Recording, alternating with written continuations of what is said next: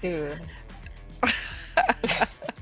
Well, you can be online and dancing to, hop into the music, I think. So you consider John Summit real tunes? No, that's to wake you guys up. After a 3-day weekend. You don't get smooth jazz on a Tuesday morning after a 3-day weekend. Yeah, I know. Yeah. Well, as I said, it reminded me of the Eurotrash nightclubs. And,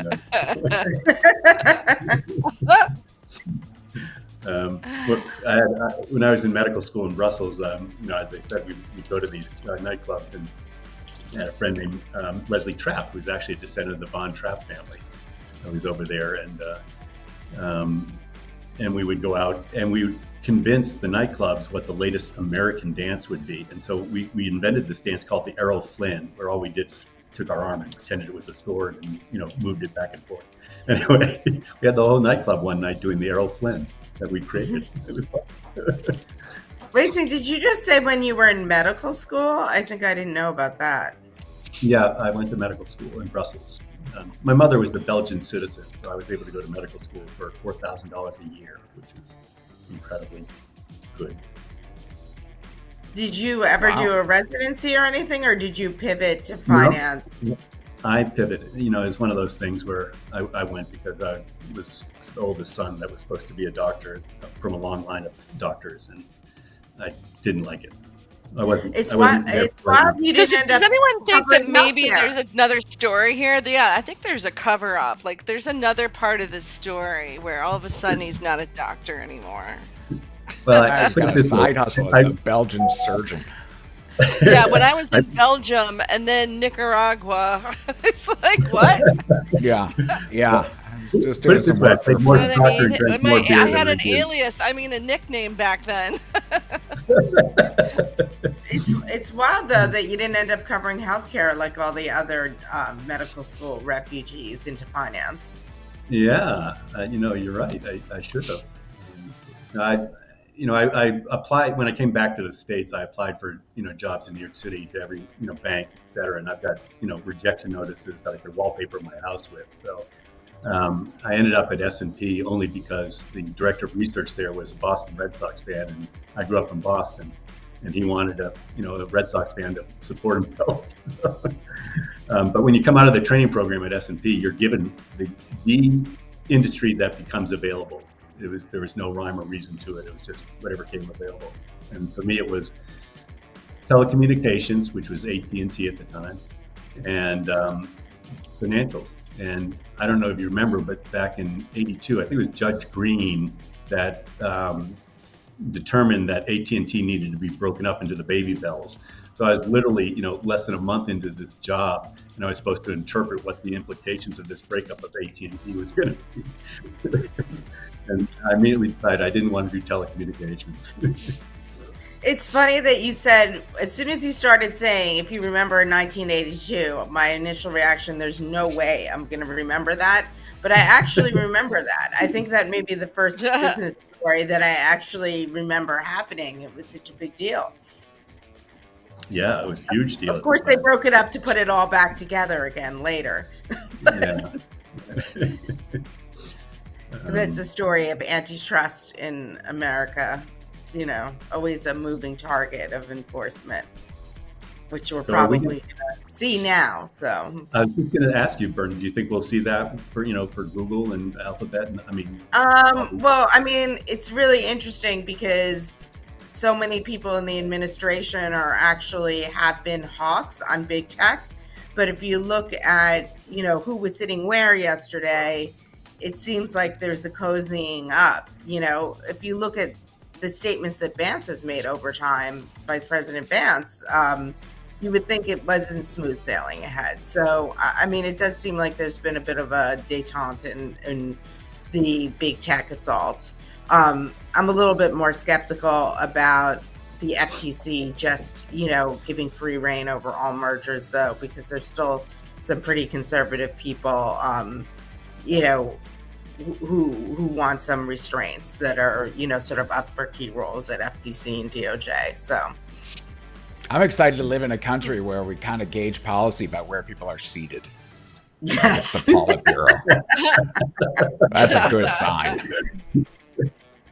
Are you referring to the fact that the trillionaires were seated before the cabinet? Is that what you're? Yes. It's the whole operation. There's a lot to unpack, Charlie. It's a whole Some different- uncomfortable looking tech people. So on that good note, it is Tuesday, January 21st. We have a rock star group this morning. We have Charlie Peabody, who's going to kick us off with financials. Then Berna and Barshay, who's going to be talking retail and the consumer. Jeff Macke, also hot in the trail of all trends retail. And your host, your moderator today, Nadine Terman, that's me, with a smile, and some Euro trash music that I sent out, according to Charlie Peabody. So on that fun note, Charlie, lots going on last week. I just wanted to wake you up. So, you're still dancing. You're still dancing. Any John Summit fans out there? Come on, support me here. It's a good one for Focus. The title was Focus, so let's focus here, Charlie. What do you got for us? I can't after that music, but anyway, you sent some good music. That wasn't it. All right. Anyway, so last week, all the major banks reported earnings Wednesday through Friday. It was just a big mosh pit of numbers. But so I wanted to start off talking a little bit about the price action related to those earnings numbers that were released and the implications that the market is reading into the fourth quarter earnings. So if you put up the first chart, Jen, you can see on the very left-hand column where prices closed last week, and then the weekly change in prices. And bank stocks rose on average, these are the large cap banks, 8%, versus only a 2.9% increase in the S&P and a 6.1% in the XLF. So bank stocks outperformed the broader market and broader financials. And it really was a function of the fact that earnings were a raise and beat in the fourth quarter. And that's something that we highlighted here on Wall Street Beats back in mid-December. You can check the post that I put on there in terms of my earnings expectations. And I was way above the street. But, if you look at January as a whole, which is the far right column, you can see bank stocks throughout the month, not just last week, have outperformed the market as well and the broader financial indices.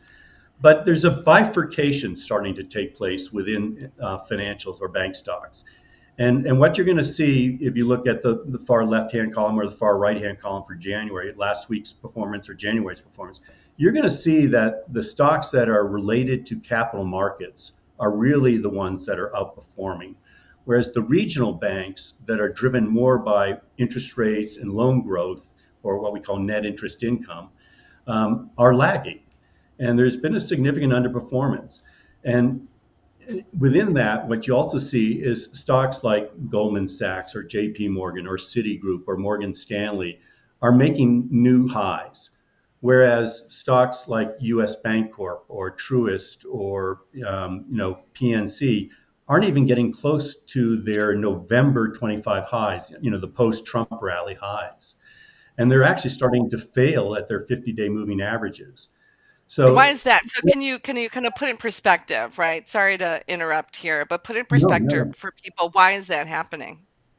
So the way I read it is that people have a lot of confidence that capital markets activities are going to remain robust, at least through the first quarter. There's visibility to that. First quarters are typically seasonally strong. But in addition to that, if you looked at the investment banking revenues that were reported in the fourth quarter, they were way above even the robust guidance we were given in mid-December. So it tells you that December month itself was very, very robust. So there's a lot of momentum in the capital markets, and that activity is really not heavily dependent upon Trump policies.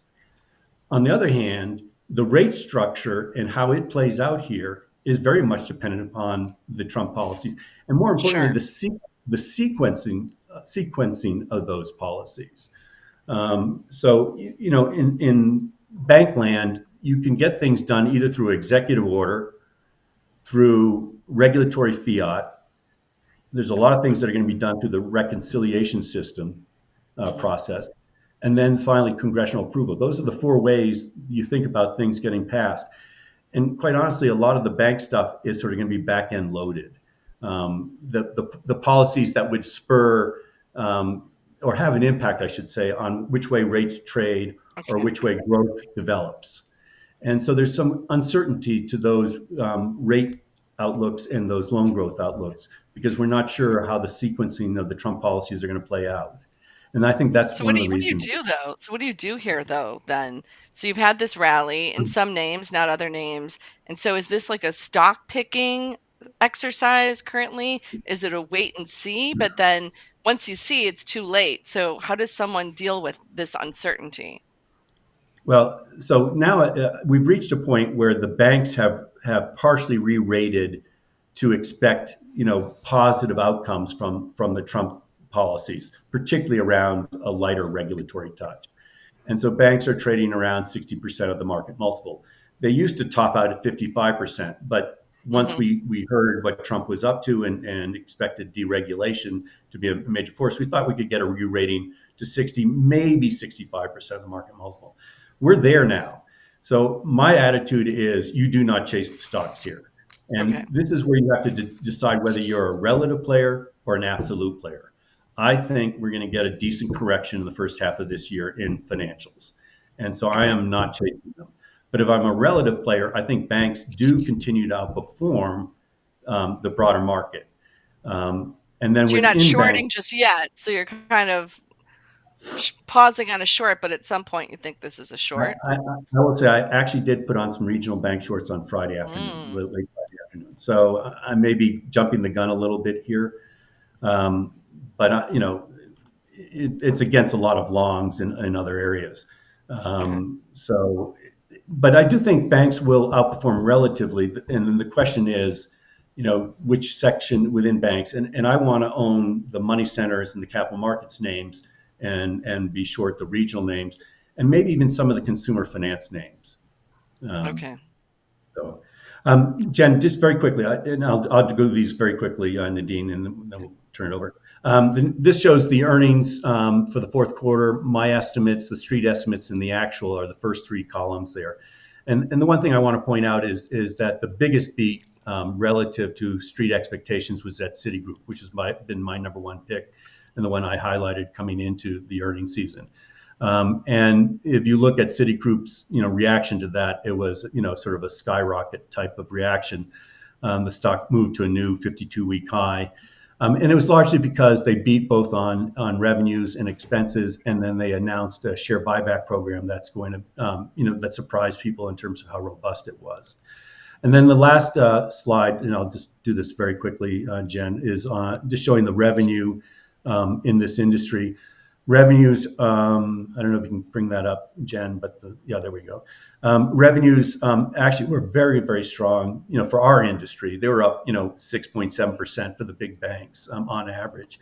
And that was largely driven by a positive inflection point on net interest income, which is, something people will pay a premium for, and very, very robust investment banking and trading revenues and wealth management.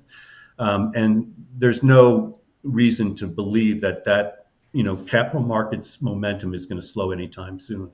So those are the things that are driving the optimism around this group. And so let's go back to Citizens, right? Or is it so CFG? I remember you talked about before. You've got Citi. So a few names. What do we do with these? Because I'm looking at CFG and that popped high. It did. Should be people be taking money off the table here on some of these names, I or is this the room to sell run that upside calls. I would sell what upside calls. I would you sell would? upside calls. Yeah. CFG, I will mention that for a little bit because it is a unique situation. I mean, this is a bank that's in transition. If they execute right, you're going to see double-digit earnings growth over the next 2 years. The question is, what's the macro environment going to be? If we have higher rates, I think they're going to fail to achieve their goals. Okay. Now, I want to stress rumor. This is rumor. There is belief that PNC is talking to CFG, and that Bruce Van Saun, who's the chairman of CFG, is tired. If he hits his goals, I think he'll stay independent. But if he falters, then what is a turnaround story becomes an acquisition story. And that's Okay. the reason I like this one. And I think it could go Okay. for $60 a share if they're bought out. Okay. And I'm looking at here, it's at 48 and change, so a lot of room to run still. Like that's a nice buyout offer if that would happen. Yeah. So, but by and large, if you look at U.S. Bancorp, that's lagged. It's failing here at the 50-day. If you look at Truist, which is to me a good total return stock because you start off with a 4.5% yield, and they're starting to execute on their promises after faltering for a couple of years. That's an interesting one that I would, if things sold off, 15%, I would like to put that one up. Okay. Well, thank you, Charlie.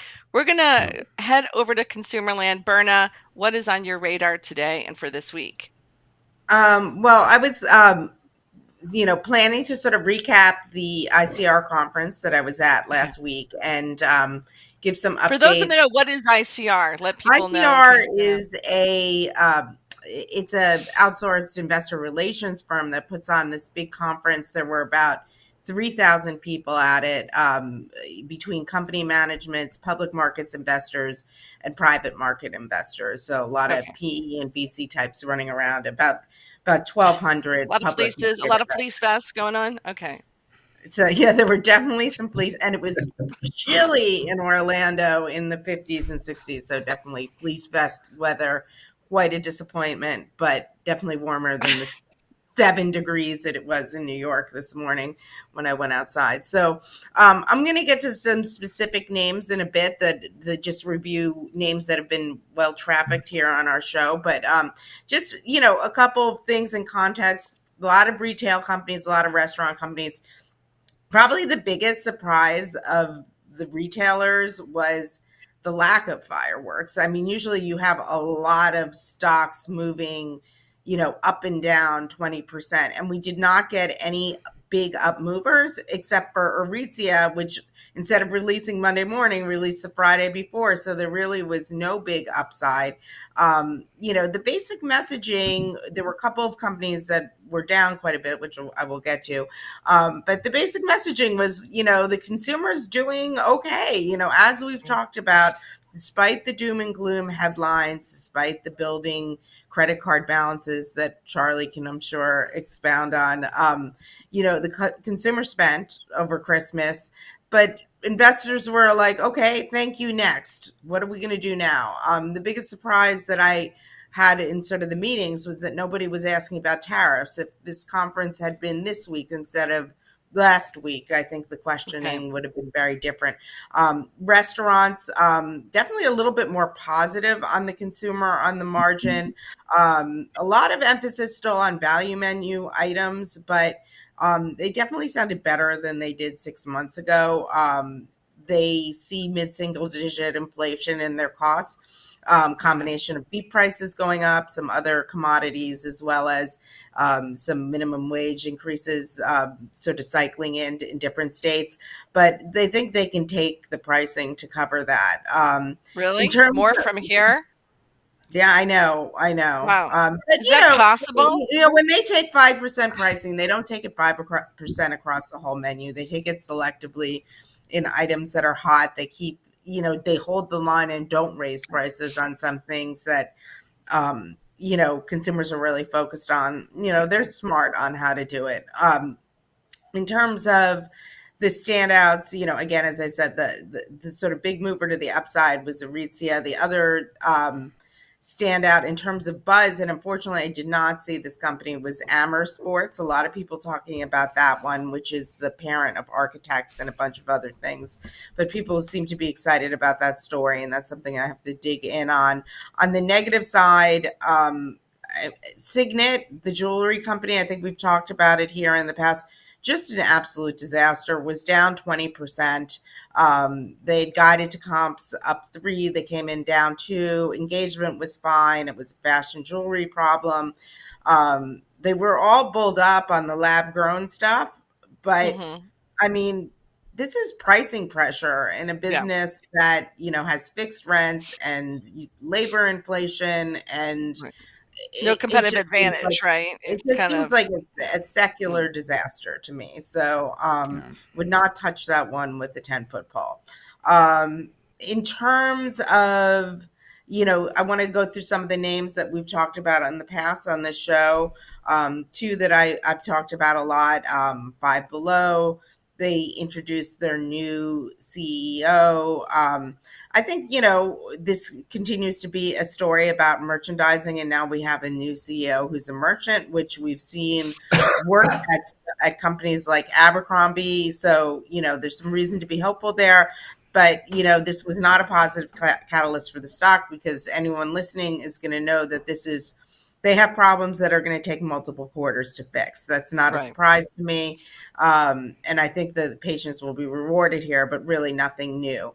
I met with Alico, which I talked about the last time I was on the show, which has transitioned from being an ag company to being a real estate company and selling off their land in Florida. One thing I did get confirmation on is that the 75% of their land that will be agricultural going forward, they have no intention of operating themselves, so it will be leased or sold.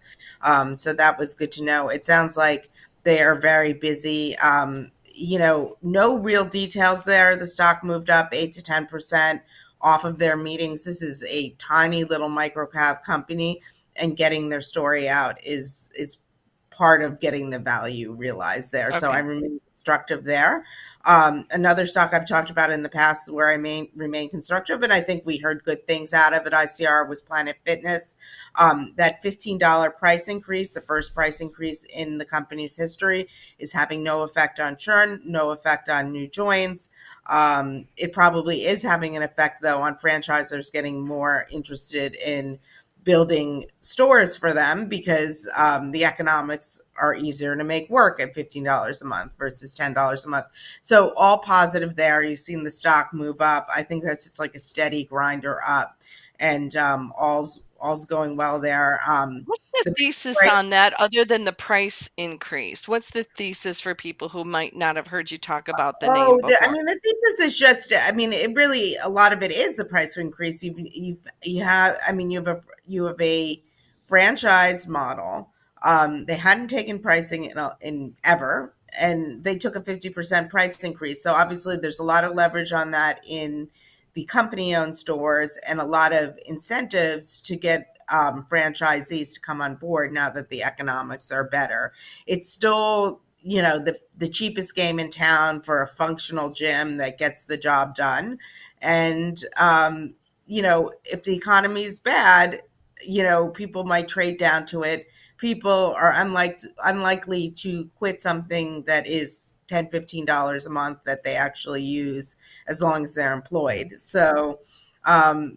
a company Just I, that I can do wanted to I well in wanted good to know, times, so for better. if people didn't hear you before, that they Yeah, kind of yeah, get your and thesis on there's it. a Yeah. research piece up on the site on it, but Great. it's a great cash flow generator, and there's benefits in scale, doing this low cost gym model, on a national scale. They can benefit from national advertising, and um, there was a lot of concern around whether or not the price increases would lead to churn, but they're not. They're not So doing it. Well, thank you. yeah, good model.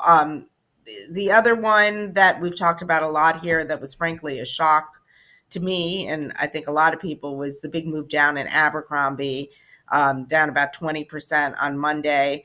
They pre-released the Q4 results. They beat their own guidance. They beat the sell side. It was a bit of a head scratcher for me on why the stock was reacting so badly, until I was in a breakout meeting with the company and other investors. And, about halfway through, somebody raises their hand and says, well, the credit card data that I buy says that your sales were going to be up, whatever it was, Something. Okay. 11 instead of 8. And basically, the stock sold off because so many fast money hedge funds were positioned around the credit card data. So, you have the sort of bogey of their own guidance of a whisper number. But then you have like this other number that is the credit card data, which, for people who don't know how this alternative data works, there are data sets that aggregate tons of people's credit card. They make deals with banks that are issuing credit cards, and they get tons of anonymized data of transactions. So in any given credit card data set is only going to represent a few percent of what's out there in terms of credit cards. But, usually it's directionally right. And it created a hurdle that the company couldn't cross. Maybe there was some kind of tracking error in this particular data set, some bias that made it not look like the overall data of who goes to Abercrombie. But, it just goes to show, I think there's a bigger takeaway here that with the proliferation of third-party data and people trading on it, and not everybody having access to it, I think it's going to add more volatility, around earnings events and actual results. Because, it's one of those things where if I had the press release the day before, I'm not sure I would have sold my stock, because the numbers on an absolute level look pretty good to me. On a relative level,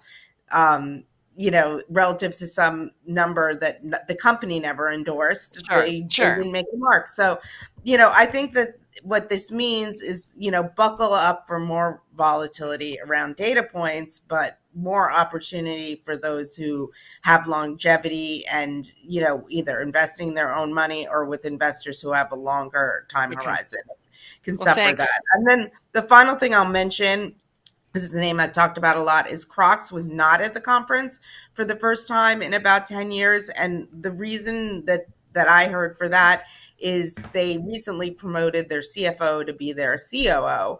And so there was a new CFO quite recently. And, I think the official party line was they didn't want to send the CFO into that environment quite so soon. I'm a little skeptical of that. I've not sold my stock. I would because I'm, again, long-term on this, and I'm playing for a turnaround in the Heydo brand. And I think the stock at around 100, where it is right now, basically prices in zero for this business that has, I forgot the exact number, about $700 million of sales annually, and is profitable. So I think $100 is what just the brand is worth. But I would not be surprised, just being, a conspiracy theorist, financial conspiracy theorist, that the reason that the company didn't come is they literally have, for at least 3, 4, 5 years, every ICR, they have positively pre-announced and raised guidance above what people were expecting. And maybe they couldn't do it this year, and maybe that's why they're not there. So, usually I would be out there buying stock with it under 100, but I think I'm just going to wait and leave ammunition, because I think this stock could go down before it goes up. Long term, I remain bullish. Well, thanks. Well, let's push it over to Macke. Macke, what was your take on whether these names or other names in the space? Yeah, Abercrombie continues to just trade like smoking death, and I kind of took a look at the entire mall complex, basically, which is Abercrombie, American Eagle, and American Eagle, Abercrombie, and Gap, which together are $20-odd billion, and pretty much your entire specialty. American Eagle's sort of the patchouli smelling burnout of the group, who kind of has been near to well. These are the returns over the last 8 years. Abercrombie up 1,000%. AEO and Gap have been more or less dead money.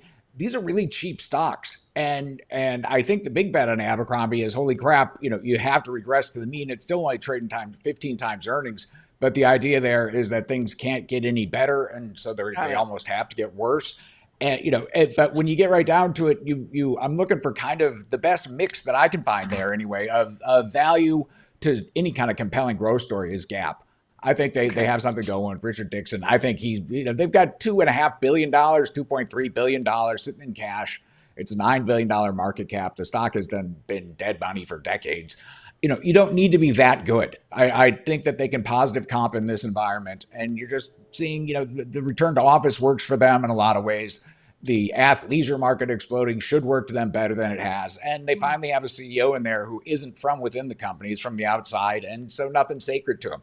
That's the play on nickel at Starbucks. It's the same type of thing where it's like, we got really far on our culture, and we can all just celebrate ourselves over the glorious story that is the cultural penetration of Gap and Starbucks. But after all, you really need a new CEO to kind of take it to the next level. Sure. I think both those stories that's your catalyst, and that's good enough for me. And, I think that that's kind of how we are in the mall. It's not that great a consumer. You can't be long all these stocks. Almost no matter Yeah. what Abercrombie says, it's like, well, screw it. You're not growing as fast as you were. Get the hell out. And what's next? Maybe it's Okay. yet another, possibly failed turnaround to Gap. But, these stocks at these prices with a consumer that's even meh, you can make a lot of money. I mean, it's again, Gap's a 9 or like 12 times earnings, give or take, and they actually have a direction that they're going in. That's pretty cheap. And so, I'm a buyer here, continue to be. We're already long Aritzia, so yeah, they're my new Canadian favorite retailer. I always like to be long one merchant from Canada.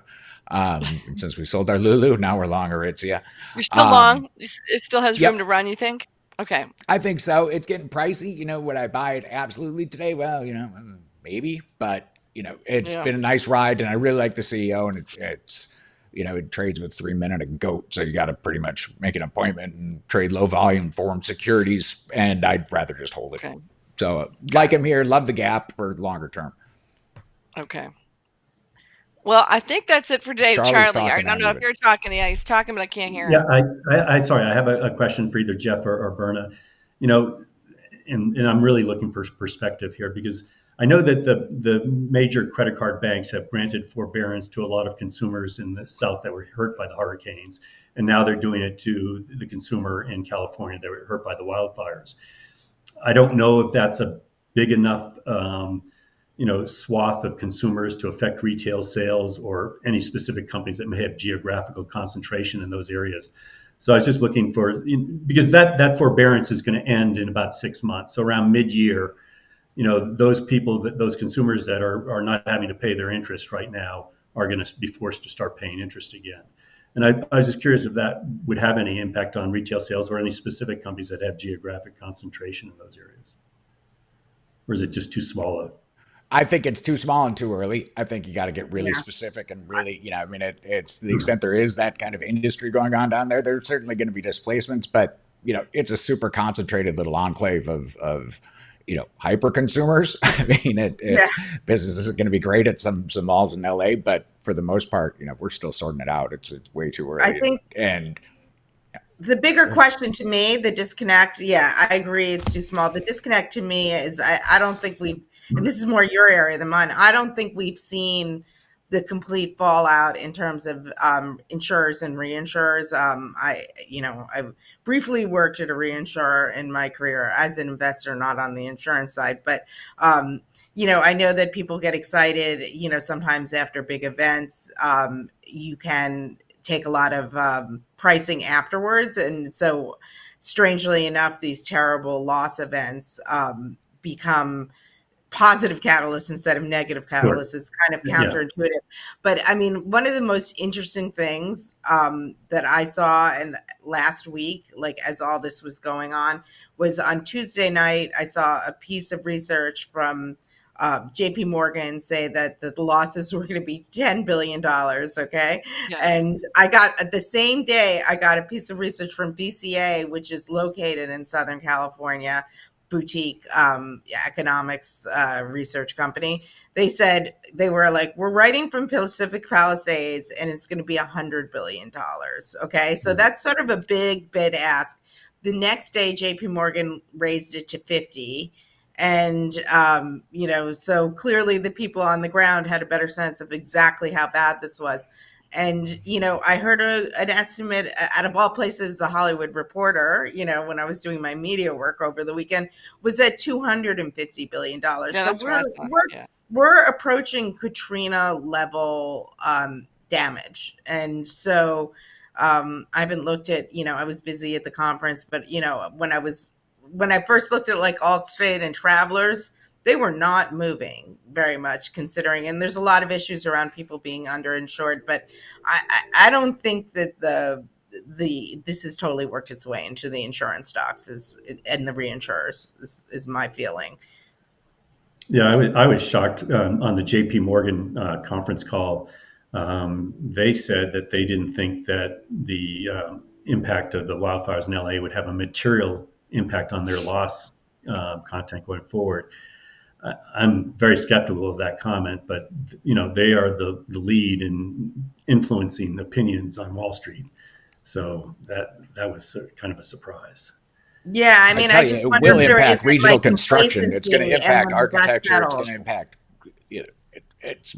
I mean, it's in terms of where you get in your labor, where you're going to be able to Yeah. build, the pace at which you're going to be able to deploy that capital. It would be a great thing to be designed sort of high end homes for famous people. Right now, this business is about to get really plucky, but it's going to take a while to kind of sort out who gets the money and when they can start building again. I mean, the building codes are going to be a real headache in a lot of those neighborhoods. Just having lived out here for about 10 years, it's the legal morass they would have to go through unless laws start changing really fast.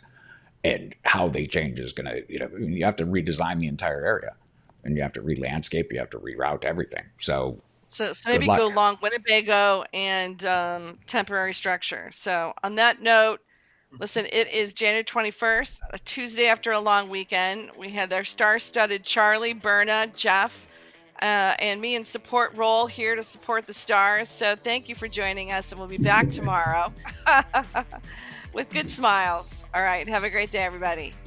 You're a star in our eyes. Oh, Nadine. Charlie.